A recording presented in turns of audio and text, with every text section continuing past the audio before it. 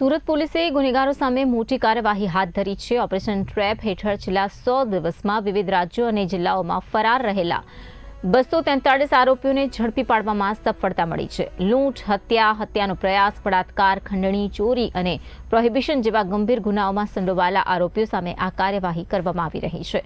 સુરત પોલીસના additional CP કરણરાજસિંહ વાઘેલાએ પત્રકાર પરિષદમાં આ સમગ્ર ઓપરેશન અંગે વિગતવાર માહિતી આપી હતી।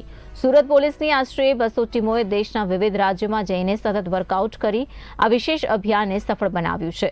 ખાસ વાત એ છે કે ઉત્તર પ્રદેશથી કુખ્યાત ચોલે ગેંગ સહિત 7 ઇનામી આરોપીઓની પણ ધરપકડ કરી લેવાઈ છે।